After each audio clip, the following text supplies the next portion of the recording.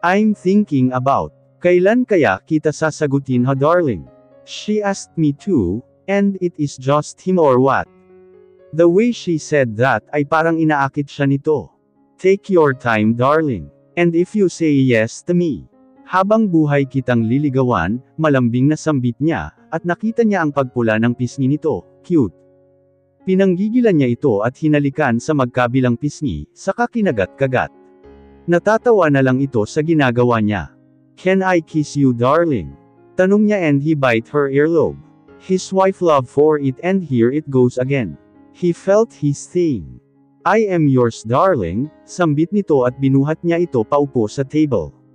Mabilis namang yamakap sa leeg niya ang mga braso ng asawa niya. He glanced his wife with amusement on his eyes and desire. Ngumiti lang ito sa kanya, at mahinang hinipit siya at siniil ng mariing halik. Oh, that's sweet lips.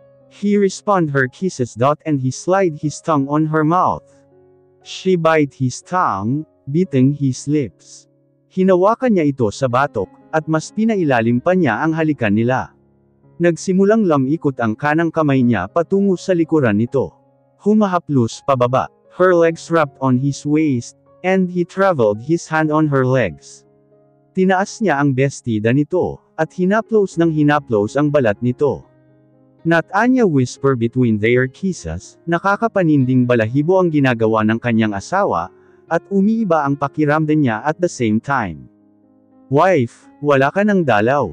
Parang bata na tanong nito sa kanya, at hindi niya mapigilan ang kumawalan ng isang malambing na halakhak. Alam niya na nabibitin ito, sa tuwing naghahalikan sila, at hindi siya naaangkin agad. Alam niya na palagi nitong kino-control ang sarili na hawakan siya. About 2 days ago husband. What the? Hindi mo sinabi sa akin na wala ka ng dalaw. Hindi makapaniwalang tanong nito sa kanya, at napakagatlabe siya. Na-amused lang ako sa iyo Dave. Wife, alam mo bang matagal na ako? Lumayo ito sa kanya, at napasabunot sa sarili niyang buhok. Come on husband, you can have me now darling. Do whatever you want, she said with the seductive way. Talagang gagawin ko, nakangising saad nito, at mabilis na hinipit siya at mariin na hinalikan ulit. Napabulong siya ng marahan nitong sinapo ang likod niya. He bite her lower lip as invaded her mouth. His tongue aggressively tortured her own tongue. She sounded in pain at malakas niya itong tinulak. Habol ang kanyang hininga, at sinaman ng tingin ang asawa. Nakangisi lang ang lalaki. That's a punishment for not telling me that wife, nakangising saad nito, and he grabbed her hair and flamed her lips again. Akala niya magiging marahas na naman ang paggalaw ng mga bibig nito. Pero hindi, marahan na gumalaw ito, marahan at maingat na hinahalikan siya. Nagsimula ring lamikot ang kanyang kamay. She touched his hard chest, caressing it in a sensual way. Napabulong si Dave sa ginagawa ng kanyang asawa sa kamay. Simpleng haplos lang iyon. Dama po ang mga kamay nito sa abs niya, at pababa pa ng bahaging katawan niya. The kiss was more fiery this time, more sure, more demanding. His lips moved to her neck. And trailed a patch to the cleft between her chest. Dave tawag ng asawa niya, at parang ginaganahan siya lalo. Hinawakan ni Dave ang chest nito, at sinapo kahit na nakasuot pa ito ng bestida. He kissed again her collarbone, her jawbone, her nape, hisang, bitang. Bumalik ang halik niya sa nakaawang na mga labi-labi nito. He felt her hands on his Hinahaplos nito kaya napapabulong siya. Bumaba ang kanyang kamay sa gitna ng katawan nito, at pumasok sa loob ng bestida. Not Anya felt something right down there. Nang inig ang kanyang katawan. She felt his hands on her dress. Napasabunot siya sa buhok ng asawa, lalo na nang maramdaman ang kamay nito sa niya. She doesn't care about sa mga tao na might heard her loud sound, at makita ang mga ginagawa nila. It's a private cottage after all. Nag-iisa lang ang cottage sa dulo. So, no need to care about that. He's trailing his kisses from her cheek, down to her neck. He started to undress his wife, with his one hand. And the other ay patuloy lang ang ginagawa sa pagtrabaho.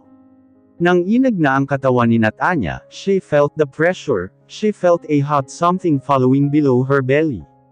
The next thing she knew, ay nakahubad na siya ngayon. Ni hindi. Sweetheart, sambit nito at namula siya sa ginawa ng kanyang asawa. My good God. She lost her energy, kaya napadaos-daos na lang siya ng higa sa table. But binuhat siya ng asawa niya papuntang minibed. Yes, of course may minibed doon. Kompleto nga ang kagamitan sa loob. She felt the softness bed on her back. She stared her husband, he removed his short boxer. Napalunok siya nang makita ang simbolo ng ipinagmamalaki nito. Enjoying the view, wife. Mabilis na niyakap siya ni Tudot and she actually felt something. Hinalikan siya ulit ng asawa, and she automatically wrapped her hands around his neck and pulled him closer. He stopped at napabulong siya. Desire, lust and love flared in his eyes. Can I, wife? Do he needs to ask that? She spread her and smirked. So, you need my permission. How about, stop our doing right now? Nakangising saad niya, at mabilis itong umiling. No way. I want to feel you, Anito, and he surprisingly do it. That's make her groan in pain. My wife, acting like a virgin woman, panunokso sa kanya ng asawa niya, Dave. Ikaw ba ang sugurin bigla, hindi ka ba masasaktan? Pasiga na tanong niya, at tumawa lang ito. Sorry, wife. Hinalikan siya nito sa labi, at hinawi ang buhok niyang nakatabing sa mukha niya. I remember you now, Margarita, he said with his sexily voice. She met his dark eyes, at napangiwi siya ng marahan nitong nagtatrabaho. Okay, she's ready now. She raised her hips to meet his, and her pain turned to unfamiliar sensation. Napakapit siya sa balikat nito. Feeling ni Natanya mapupugto ang kanyang hininga. Habang may ginagawa sila. He wants more, their groans filled up the whole cottage. She wrapped her legs around his waist, and met his. Bumaon ang kanyang mga kuko sa balikat ng asawa at mariin siyang hinalikan nito. They are both scream with happiness, when they reached the success. Parehong habol nila ang hininga. 2 weeks kaming nagstay sa Paradise Island for our honeymoon. At sa loob ng mga araw na yon, ay walang tigil at walang sawang pinatikim sa akin ni Dave ang pagmamahal niya kuno. Humigpit ang pagkakahawak ng asawa ko sa kamay ko, at nilingon ko siya. Pabalik na kami sa mansion namin, kung saan doon na kami bubuo ng panibagong buhay, at tumira as a real family now. What are you thinking, wife? Nakangiting tanong sa akin ng asawa ko. Paano maging as a real family? We can try that so far. Pamilya na tayo, sagot niya. Hinilig ko ang ulo ko sa balikat niya. Kasalukuyan kaming lula ng sasakyan, at nagpahatid lang kami sa staff ng hotel sa Paradise Island. Ilang minuto lang ang nakalipas, ay nakarating na kami. Magkahawak kamay kaming naglakad papasok sa loob ng asawa ko. Welcome back. We got surprised by them. Mga pasaway, anong ginagawa nyo dito sa bahay namin? Salubong kaagad ng asawa ko, at siniko ko ito. Pansin ko na mas uminit ang ulo nito, at parang babae kung makapag-react. You're so harsh, brother. Have you seen your best friend? Tanong ni Alphan, at tinuro si Hayes na nakatulalang nakaupo sa may bintana ng bahay namin. Malalim ang iniisip nito at halatang may problema. What happened to him? Nasaan na ang mapaglaro, at sweet na Hayes namin? Walang emosyon ito, may nangyari siguro sa isang ito. Napangisi ako sa naisip ko. Broken hearted? Tanong ko. Unfortunately yes, madam, sagot ni Leo. Broken hearted nga. Natatawang saad naman ni Dave, at marahang hinela ako. Lumapit kami kay Hayes. Hey buddy? Bati sa kanya ni Dave, at napatingin ito sa amin. Halatang malungkot ang kanyang mga mata, pero marunong siyang magtago ng kanyang emosyon, dahil napalitan iyon kaagad. Hey, tipid lang itong ngumiti sa amin. Broken hearted eh. Akala ko ay hindi nasasagot pa si Hayes, pero nagsalita siya at napangiti ng mapait. I saw her last week, he said, kumunat ang noo ko. What about her? Nakita mo na may boyfriend na? Seryosong tanong sa kanya ni Dave.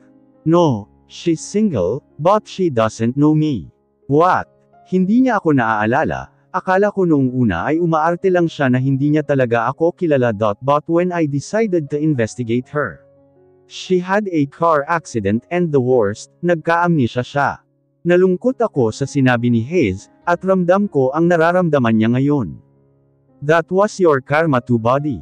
May pahatid-hatid ka pang nalalaman and in the end, magdedrama ka naman pala, sambit ng asawa ko at tumawa lang si Hayes. Iyong klaseng tawa, na parang tinuwanan niya ang sarili niya. Yeah, I guess so, buddy. He took a deep breath. What's your plan? Dave asked him, chasing her. I want her to remember everything, my sweet Avery. Don't forget to remember the sweet Hayes. But the heartless Hayes who hurt you, malamig na saad niya. It's hard to remember that, Hayes. She have amnesia. Take it easy, dude. Make it slow. Nakangiting sambit ko. And this time, ngumiti siya ng totoo sa akin. Thank you, Nat Anya. Now my body, pwede ka nang pumunta sa happy ending niyo. Hey newlywed, come here to celebrate. Sigaw ni Zale at napatingin kaming tatlo sa kanya. Mommy, masayang sinalubong kami ni Baby Margarita, at mabilis siyang binuhat ng daddy niya. Hey my little girl, do you miss your daddy, baby? Malambing na tanong ni Dave sa anak namin, at niyakap siya nito. Oh yes, Dad, super. And I miss you too, Mommy. Lumapit ako kay Margarita, at hinalikan siya sa pisngi niya. Mommy miss you too, baby. Where's your kuya drunk? I asked my daughter.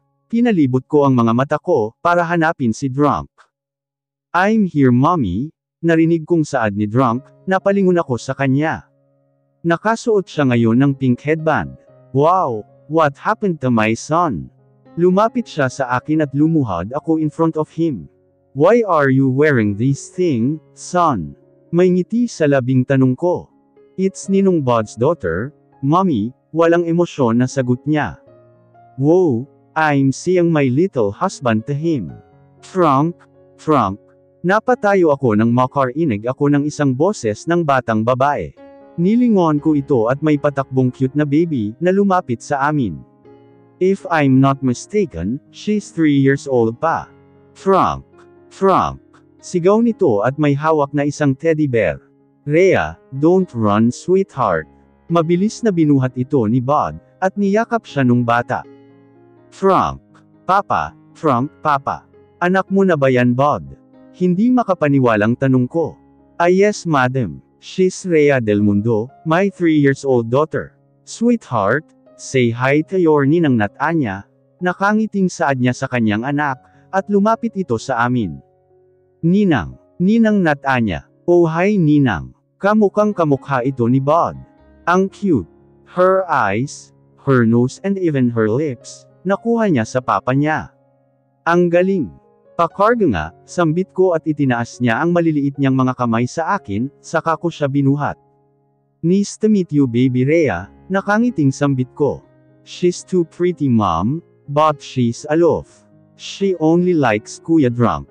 Sa sinabi ng anak ko ay napatingin ako kay Bud. That's true. Kahit nga ang mga bitter na yan, ay hindi nila makuha si Rhea, nakangising sambit ni Bud. Wow, really? Well, she likes you, madam. Ninang, I have my pretty mom too. Mahinang sambit ni Rhea. Really? Where's your mama, then? She was hiding from papa. Kumunat ang noo ko sa sinagot ni Rhea. What is that, Bud? Antag na tanong ko kay Bud. Well, I am looking for my daughter, mom. What happened to your wife? She's not my wife anymore. Oh, poor Bud, mahinang bulong ni Dave. Pagkatapos naming mag-usap ni Bud, ay masayang kumain na lang kami ng mga luto nila. Though maraming bitter dito, una si Hayes, pangalawa si Bud, pangatlo si Zale. Ewan ko ang iba, pero baka ganoon din sila. Ang akala ko totoong kasal talaga si Bud, pero hindi. It was all contract marriage, dahil na rin na kailangan ni Bud na magkaroon ng tagapagmana. Kahilingan ng kanyang ama, pero dapat lalaki raw ang magiging tagapagmana niya pero babae si Rhea. Kasal lang sila sa papel, at na-expired na nga ang contract nila, and then divorced. His ex-wife left after that, but he kept that she was hiding from him. Sino ba ang walang pusong ina, ang iwan niya lang ang cute ng anak? Tiningnan ko si Baby Rhea, na nakakandong kay Drunk. Magkasalubong ang mga kilay nito, at halatang hindi niya nagugustuhan ang ginagawa ni Rhea sa kanya. Well, pinaasa kasi ni Bud ang mama ni Rhea she's just in love with him. Kailangan niya ring umalis, para piliin ang kanyang sarili. Tiningnan ko ang mga kaibigan namin, masayang nagtatawanan, at nagkukwentuhan. 1 month later, kinuha ko ang dark blue coat ng asawa ko sa closet, at naglakad palapit sa kanya. Kasalukuyan niyang inaayos ang kanyang necktie. Lumapit ako at ako na ang nag-ayos ng necktie niya. Ramdam ko ang pagtitig sa akin ng asawa ko. Hinapit niya ako sa bewang ko, at naramdaman ko ang paghalik niya sa noo ko. Napapikit ako at ngumiti. Huwag kang malikot husband, sambit ko pero hindi niya ako pinansin. I felt his soft lips on my nose, to my cheek. Why are you so beautiful wife? Tanong niya, at pagkatapos kong ayusin ang pagkakatali ng necktie niya, ay pinalibot ko ang mga braso ko sa leeg niya.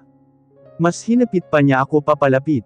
Happiness, desire, love flared in his eyes, and I automatically closed my eyes, when I felt his sweet lips touched mine. I respond his kisses. He bite my lower lips, and then he suck my lips. I whisper between our kissing and he slowly enter his tongue into my mouth. Mas lumalim pa ang halikan namin, at kung hindi ko siya pinigilan, maybe we end up on our bed, loving each other. Husband, we have to go. May check-up pa ako, sambit ko at nagreklamo siya. Tinawanan ko na lang siya. Umupo siya sa kama, at niyakap ang tiyan ko. Good morning our new angel. Huwag masyadong malikot dyan para hindi masaktan si mommy. I caressed his hair at napapangiti na lang ako. He always talked to our new angel. Yes, I am 4 weeks pregnant. Daddy, we are ready. Pumasok naman ang anak namin sa loob ng kwarto namin. She's wearing a baby blue dress, and her cute headband. Drunk's wearing a white polo and black short. Hinalikan muna ng asawa ko ang tiyan ko, at bago siya tumayo. Hi baby Margarita, bati niya sa anak namin at lumapit ito sa amin. Hi dad, hello mommy. Good morning to my little sister, aniya at natawa kami ng yamakap sa tiyan ko si Margarita, at hinalikan niya ito. Hindi pa namin alam ang gender ng new baby namin, pero tinatawag na niya agad na little sister. Baby sister, don't expecting too much, ani Drunk. I'm sure of that kuya, she's a girl. Inakbayan ako ni Dave, at naramdaman ko na naman ang malambot niyang labi sa noo ko. Sa may wedding receptionist, ay hinela ni Dave palabas ang kanyang asawa. Nagpupumiglas ito sa kamay niya, pero hindi niya pinansin. Hey, wait up. Dahan-dahan naman. Mataas ang heels ko. Sigaw ng asawa ni Dave. Lumabas sila kaagad sa wedding receptionist, kanina pa nga na pagkatapos ng kasal, ay gustong-gusto na niyang umalis at makita si Arjona. Na naghihintay na ngayon sa kanya, nasa condo unit niya ang dalaga. Pero gusto pa ng daddy niya na manatili sila roon ng mas matagal. At dahil nga ayaw na niyang magstay roon ay hinela na niya ng kanyang asawa. Hindi naman niya pwede iwan ito roon, kasi baka hanapin pa siya ng mga bisita nila. Isa pa talagang hindi niya iiwanan ang kanyang asawa roon. He have a very beautiful wife and he's attractive with her beauty. Muntikan na nga niya itong lagyan ng coat niya, at italukbong ito sa ulo ng asawa kanina. Lalo pa na maraming bisita nila ang palaging sumusulyap sa asawa niya. Nagagalit siya na hindi niya malaman ang kanyang nararamdaman. Minsan galit na galit siya asawa niya, at minsan parang gusto na lang niyang itago ito. Wala namang ginagawa ang kanyang asawa. Tahimik lang ito sa tabi niya, at walang emosyon ang mukha. Dave, what's wrong with you? She's my wife. Gustong-gusto na ni Dave na dukutin ang mga pangahas na mata ng kanilang bisita. Tumayo siya at walang sabi-sabing hinela ito palabas. Hey slow down, sigaw ng kanyang asawa, dahil sa mabilis na pagmamaneho niya. Hindi niya ulit ito pinansin, at mas pinaharurot pa niya ang sasakyan. Pagmumura pa nito, at nagsalubong ang kanyang mga kilay. She know how to curse but why he have this feeling that amused. And he have a cool wife. Concentrate Dave, hindi niya dapat maramdaman ito. Sapat na ang ma-attract siya sa asawa niya, at ayaw na niyang bigyan pa ito ng panibagong paghanga. That's enough. May Arjuna na siya, at kahit nagalit sa kanya ang girlfriend niya ay mahal na mahal pa rin niya ito. Nagalit nga ito nang malaman na ikakasal na siya sa ibang babae. Bumalik naman sa kanya ang girlfriend. Gusto niyang makarating na sila kaagad sa condo unit niya. Dahil nadi-distract siya sa kakulan ng asawa niya. Hindi nga siya nabigo at nakarating sila kaagad. Pagkapasok nila sa condo niya, ay sumalubong agad sa kanya ang babaeng mahal niya. Dave, Arjuna. Lumapit siya kay Arjuna at siniil ito agad ng mariin na halik. Walang pakialam si Dave, kung makita man sila ng asawa niya. Gusto niyang makita nito na may mahal na siyang iba. They are almost making out not until. Mabilis niyang tinulak si Arjuna, at nagulat ito sa ginawa niya. Dress up and go to my room Arjuna, sambit niya at mabilis na lumabas sa condo unit niya, para habulin ang kanyang asawa na kalalabas lang. She can't just live like that, how dare she is. Gulat at pagtataka ang nararamdaman ngayon ni Dave, bakit ganoon? Bakit may naramdaman siyang kuryente, nang maramdaman ang mainit na luha nito? Matagal niyang tinitigan ang luha ng kanyang asawa. Why did I hurt her? For crying like this and her tears. Bumilis ang pagtibok ng puso niya, at mas lalo lang siyang naguluhan sa nararamdaman. Kaya iniwan na niya lang ito. Nasa loob siya sa kwarto niya. And he with Arjuna. Hindi na nila tinuloy ang kanilang nodiet na make-out. Parang nababahala siya na hindi niya maintindihan. Dave tawag pansin sa kanya ni Arjuna, pero hindi niya ito pinansin. Kumaandang ito kaagad sa paanan niya, and she slowly hugged her body, and he felt her softness. Hinawakan niya ito sa braso at mahinang tinulak. Pumasok siya sa bathroom, at binuksan ang shower. Hinayaan niya ang sarili niya na mabasa ng malamig na tubig, at mariin na ipinikit ang kanyang mga mata. Bakit mukha na lang ng babaeng yun ang nakikita niya?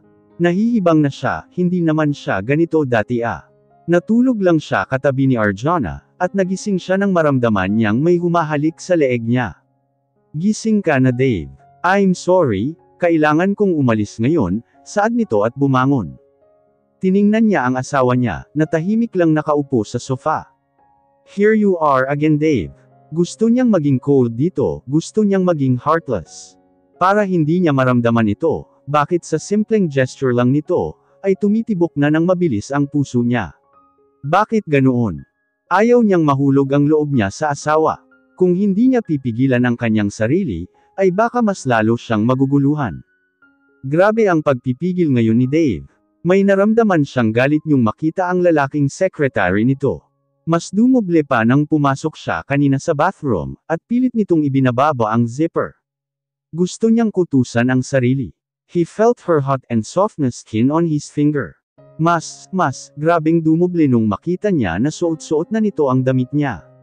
Mas lalong naging attractive yun sa paningin niya. Tahimik na pinanood niya ang kanyang asawa, na mahimbing na natutulog sa sofa niya. Gulong-gulo ang utak niya ngayon.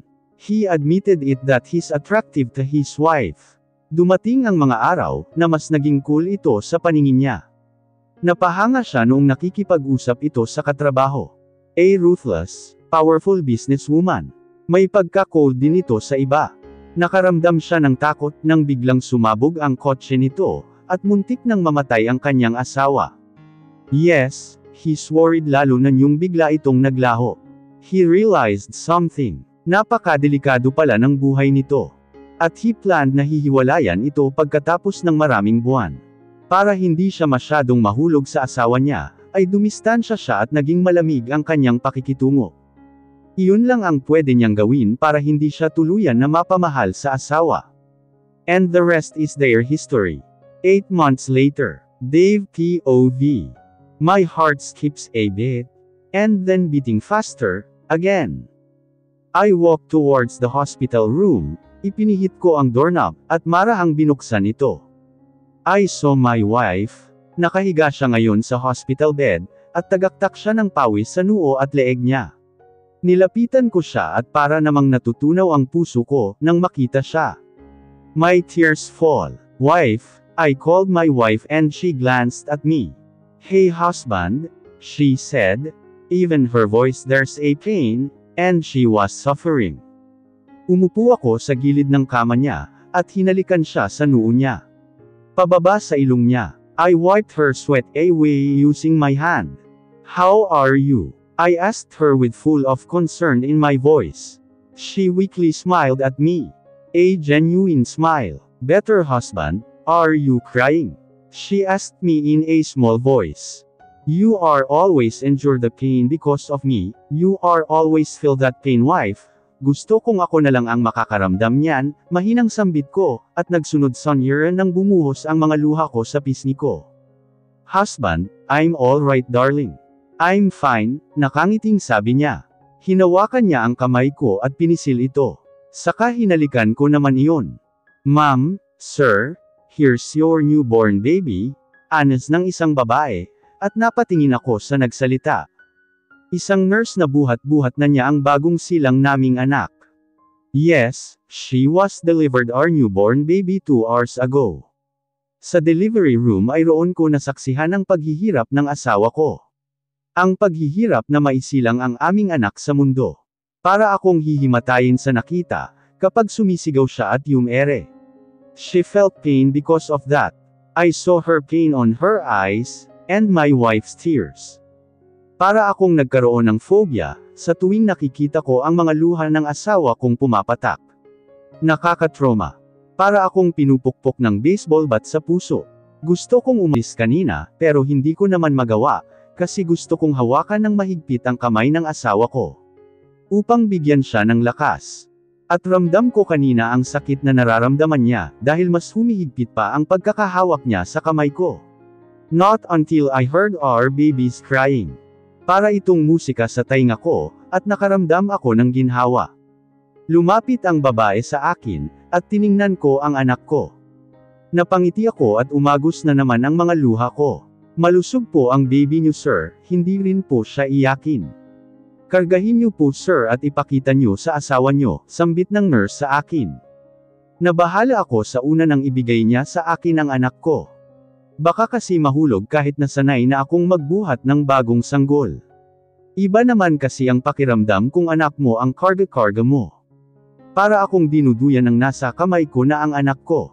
Ganito pala ang pakiramdam kapag nakakarga mo ang bagong sanggol mong anak. Masarap sa pakiramdam, at parang lahat ng mabibigat sa damdamin ko, ay biglang napawi itong lahat. Hi baby, welcome to the world son, nakangiting sabi ko sa anak ko. His cute nose, his red lips. Look wife, kamukha mo ang anak natin, nakangiting sambit ko sa asawa ko, at umupo ako ulit sa kama, para makita niya ang anak namin. Oh, my, ang gwapo ng bago nating anak, nakangiting sambit din ng asawa ko, at nakita ko rin ang umaagos na luha niya. Can I?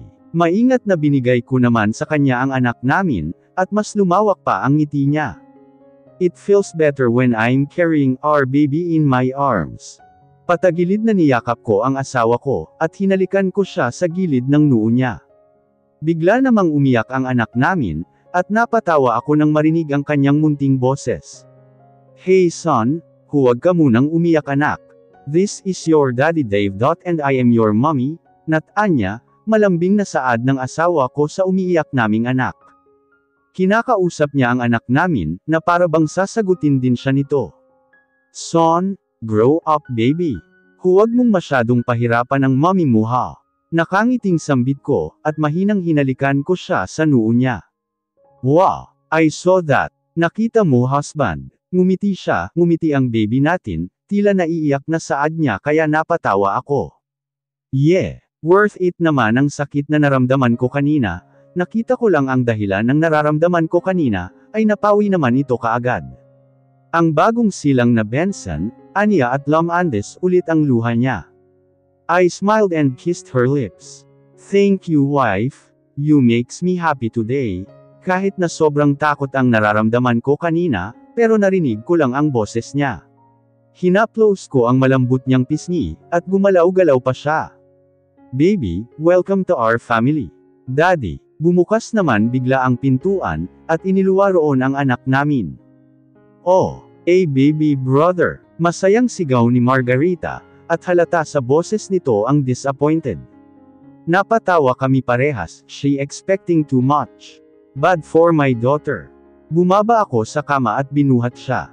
Better luck next time little sister, sambit ni Drunk at mas napatawa pa kami. I don't think so. Hindi ko alam kung kaya ko pa bang makita ang nasaksihan ko kanina. Siguro, sapat na sila. Sapat na ang 3 anak ko. Don't worry, baby Margarita, your new little brother is cute. Come here, look by yourself. Hinandang ko si Margarita, at tumabi si Drunk sa mommy niya. Hinawakan nito ang balikat ng mommy niya, at nakangiting tiningnan ang bago niyang kapatid. Wow mommy, kamukha mo po. Manghang sambit ni Drunk, at tila nagniningning ang mga mata niya. Wow, just wow, better luck next time to me, but it's okay po, ang gwapo ni baby brother. Can I touch him dad? Mommy, masayang saad niya, at pinagdaop ang 2 kamay niya. Yes of course, but be careful baby, sang-ayon ng asawa ko sa makulit naming anak. I'll guide you baby, sambit ko at hinawakan ko ang kanang kamay niya. Para i-guide siya na mahawakan niya ang kapatid. Wow, too soft. Daddy can I just kiss him? Ha daddy, pangungulit na naman niya. Yes, not Anya POV. I am happy right now, parang nadagdagan pa ang happiness ko. Lalo na may bagong Benson na naman kami. Nakangiting tiningnan ko ang bagong silang naming anak. Iyong sakit na naramdaman ko kanina, ay agad namang napawi nang makita ko ang anak namin. Parang nabigyan ako ng energy, at nawala lahat ang pagod ko. He have a name na daddy. How, mommy? Inusenteng tanong ni Drunk sa tabi ko, at napatingin ako sa asawa ko. Ikaw na husband, nakangiting sambit ko sa kanya. Ikaw na, you are the one who deserve to give his name. You endure the pain, wife. He said in a soft voice. I chuckled. Alam ko na kanina pa siyang nag-aalala sa akin, oo ramdam ko na gusto niyang lumabas na, pero hindi na niya ginawa. He stayed with me, at hinawakan ng mahigpit ang kamay ko. Sa kanya rin ako kumuha ng lakas, dati walang kamay ang pwede kong hawakan ng mahigpit. Ngayon meron na, napaisip ako, ano kaya ang pwedeng pangalan ko sa bagong baby namin? How about, Davin? Davin Benson, bigkas ko sa pangalan na iyon. I like that, komento ng asawa ko. I love it too daddy, hey little brother. Welcome to our family, Davin Benson. I'm your ate Margarita, ani Margarita at kinakausap ang kanyang kapatid. Napangiti na lang ako. I love his name too Davin, grow up fast little brother. Join me playing a soccer, little buddy. Nakangiting saad naman ni Drunk. Mommy, Dad, halikan mo si Mommy, at mahalin mo siya para magkaroon na ulit ako ng kapatid. This time, a baby sister. Masayang saad ni Margarita. Kumunat ang noo ko sa sinabi niya. Baby naman, your mommy endure the pain, because of your baby brother Davin. Gusto mo kaagad magkaroon ng bagong kapatid. Kinurot ni Dave ang pisngi ng anak namin, at hinalikan niya ito sa pisngi ng paulit-ulit. Dad please, gumawa na kayo ni Mommy. Nakangusong sambit nito, at napapailing na lang ako. Daddy maawa ka po sa akin, wala akong kasamang maglaro. Ngayon kinukulit na siya ng anak namin. Bakit ako lang? Ask your mommy baby, natatawang saad ng daddy niya. Hindi, ikaw lang dapat ang sabi ni na Tito Hayes at Tito Zale. Ano ba ang sinabi ng mga tito ninong mo, baby? Excited na tanong niya, at naging interesado naman ako. Masyadong ang makulit ang nag-iisa naming prinsesa, ano kaya ang sinagot ni na Hayes at Zale? Yung lovemaking po is magmamahalan kayo ni mommy habang buhay. Said Tito Hayes, and you can make a new baby, kapag hahalikan mo si mommy sa noo at sa ilong and then, mamahalin mo siya na higit pa sa buhay mo daddy. That's Tito Zale said, mahabang sambit niya. Tamo, ang ganda ng sinagot ng mga pasaway. Ano na dad? Halikan mo na po si mommy. Alright. Natatawang saad niya, at tiningnan ako. Sabay na hinalikan ako sa noo. She's too makulit mommy, mahinang bulong ni Drunk sa akin, at hinilig ang kanyang ulo sa balikat ko, at marahang hinawakan niya ang kamay ng kanyang kapatid na si Davon. On the way na si baby girl, nakangiting sambit niya, at yamakap sa kanya si Margarita. Grow up fast sa tummy ni mommy, baby sister. Natawa na lang kami sa huling sinabi ni Margarita. 5 years later, Daddy, Mommy, napatigil kami sa paghahanda ng pagkain sa kusina, nang marinig namin ang boses ni Davon na sumisigaw, at mukhang umiiyak pa. Pumasok sa kusina ang umiiyak naming anak, at ang mga kamay niya ay nakahawak sa pisngi. Daddy, Mommy, mabilis kaming lumapit sa anak namin dahil sa pagkataranta, at lumuhad si Dave sa harapan ni Davon. Mabilis na sinuri nito ang katawan ng anak namin.